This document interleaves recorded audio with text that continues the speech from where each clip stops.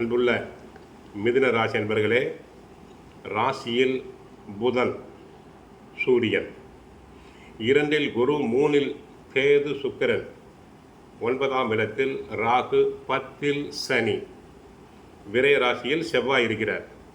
ராசியில் புதன், 2 குரு, 3 கேது சஞ்சரிப்பது மிக அற்புதமான அமைப்பு. வாக்கு சாதுரியம் பெறுவீர்கள். நீங்கள் சொல்பவை அனைத்தும் நன்றாக நடைபெறும். சரக்கு, கமிஷன், ஏஜென்சி போன்றவற்றில் லாபங்கள் அதிகரிக்கும். 2 குரு, பண வரவுகள் அபரிமிதமாக உண்டு. எதிர்பாராத விதத்தில் பணங்கள் தங்களுக்கு சேரும். பண வரவுகள் உண்டாகும். சுபகாரியங்கள் நடைபெறும். இதுவரை தடையான தாமதமான காரியங்கள் அனைத்தும் நல்ல விதத்தில் நடைபெறும். 3 கேது, சகோதர ஒற்றுமை நன்றாக இருக்கும். ஆலய வழிபாடு செய்வீர்கள். எதிர்பாராத நேரத்தில் பண உதவிகள் கிடைத்து தங்கள் தேவைகள் பூர்த்தியாகும். வெளியூர் பயணங்கள் மூலமாக அனுகூலமான பலன்களை தாங்கள் பெறுவீர்கள். சற்று முன் கோபத்தை மட்டும் குறைத்து கொள்ளுங்கள். ஏனென்றால் ராசியிலேயே சூரியன் இருக்கிறார். முன் கோபத்தை சற்று குறைத்து கொள்ளுங்கள். கணவன் மனைவி ஒற்றுமை தேவை. மனைவியின் பேச்சை தாங்கள் கேட்குதல் வேண்டும்.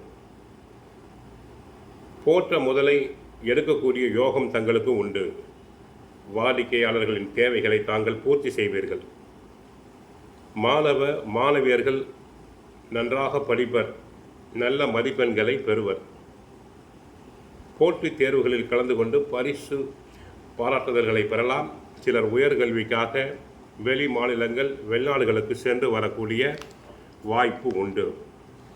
ராசிக்குள் ராசி அதிபதி புதன் ஆட்சி பெற்றிருப்பது சிறப்பு. சூரியனும் இருப்பதால் புத ஆதித்ய யோகத்தை செய்வார். பிறர் மனதில் உள்ளதை எடை போடும் சக்தி உண்டு. குரு 2 உச்சம் பெற்றிருக்கிறார். தொழில் அதிபதி 2ஆம் இடத்தில் உச்சம் பெற்றிருப்பதால் தொழில் மிக முன்னேற்றமாக நடக்கும். குடும்பத்தில் சுபகாரியங்கள் பூர்த்தியாகும். பண வரவுகள் சிறப்பாக இருக்கும். கொடுக்க வேண்டிய பணம், வரவேண்டிய பணம் குறித்த நேரத்தில் தங்களுடைய கைக்கு வந்து சேரும்.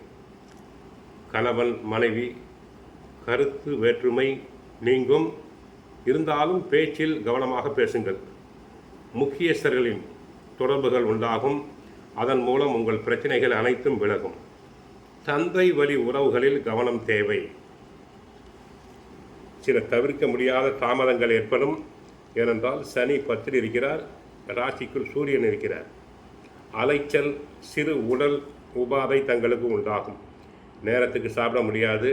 உணவு சாப்பிடும்போது பார்த்து சாப்பிடுங்கள். கவனம் தேவை.